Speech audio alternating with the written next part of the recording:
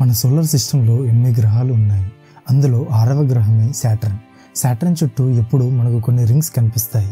ఆ Saturn rings ఎప్పుడు shine అవుతూ గోల్డెన్ కలర్లో కనిపిస్తాయి.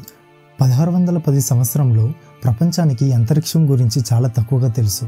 కానీ ఇటలీ దేశానికి చెందిన గ్యాలిలియో అనే సైంటిస్ట్ మాత్రం ఆకాశం వైపు తన చిన్న టెలిస్కోప్తో ప్రతిరోజు గమనించేవాడు. అలా మొట్టమొదటిసారి సాటర్న్కి రింగ్స్ ఉన్నట్టు గమనించిన వ్యక్తి గ్యాలిలియో. కొన్ని శతాబ్దాలుగా ఆస్ట్రోనమర్స్ ఆ రింగ్స్ ఏమై ఉండొచ్చు అని ఆసక్తిగా ఆలోచించేవారు. ప్రతి సైంటిస్ట్కి అది ఒక క్వశ్చన్ మార్క్. కొంతమంది సైంటిస్టులు మాత్రం గోల్డ్ అని, మరికొంతమంది సాలిడ్ రాక్ అని, మరికొంతమంది ఫ్లూయిడ్ అని, ఇలా ఎన్నో అనుకునేవారు.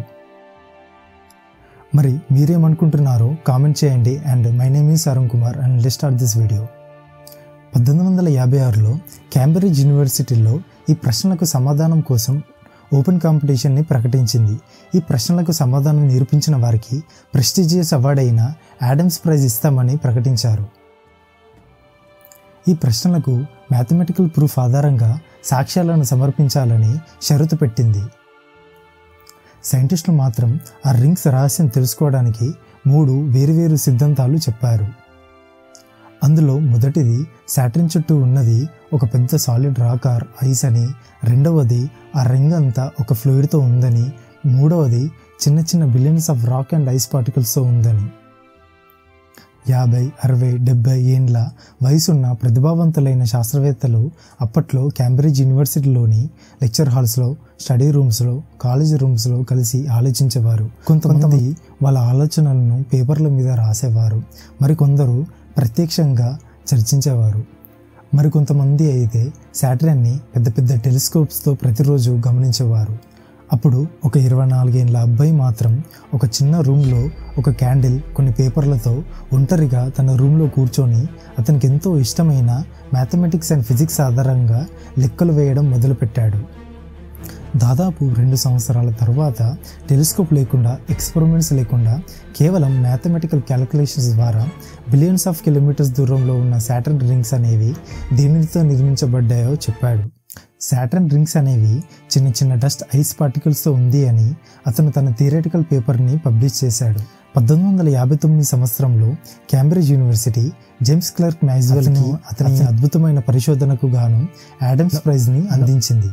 థియరిటికల్గా ప్రూవ్ అయినా ప్రాక్టికల్గా ప్రూవ్ అవ్వడానికి దాదాపు 120 సంవత్సరాలు పట్టింది.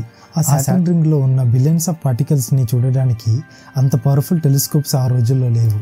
అది 1979, అంటే దాదాపు 120 సంవత్సరాల తర్వాత వోయేజర్ అనే స్పేస్ క్రాఫ్ట్ నాసా వాళ్ళు అంతరిక్షంలోకి పంపించారు. దాదాపు 3 సంవత్సరాలు ప్రయాణించిన తర్వాత అది సాటర్న్ యొక్క ఆర్బిట్లోకి చేరుకుంది. అక్కడ ఉన్న వలయాలు, ఉపగ్రహాలు మరియు వాతావరణం యొక్క అత్యంత స్పష్టమైన ఫొటోస్ని తీసి తిరిగి భూమి మీదకి పంపించింది. ఆ ఫొటోస్ ద్వారా జేమ్స్ క్లర్క్ మ్యాక్స్వెల్ 1859లో చేసిన అద్భుతమైన ఊహ నిజమని నిరూపించబడింది.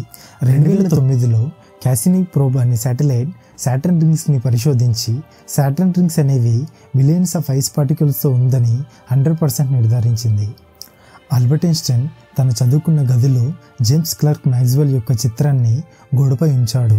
ఒకసారి ఆల్బర్ట్ ఐన్స్టైన్ ఇలా అన్నాడు, నేను న్యూటన్ భుజాలపై కాదు, జేమ్స్ క్లర్క్ మ్యాక్స్వెల్ భుజాలపై నిలబడ్డ వాడిని అని. ఎంతో జీనియస్ అయిన ఆల్బర్ట్ ఐన్స్టైన్కి ఇన్స్పిరేషన్ ఇతనే. మ్యాక్స్వెల్ అనేక రంగాల్లో ప్రతిభ చూపిన మహానుభావుడు. Astronomy, physiology, colour science, optics, thermodynamics, electricity and magnetism. Maxwell ఎప్పుడు ఒక మాట అనేవాడు, true learning begins when you realise how little you know అని. ఇలా చెప్పుకుంటూ వెళ్తే చాలా ఉన్నాయి. సో నెక్స్ట్ వీడియోలో మళ్ళీ కలుద్దాం. See you soon.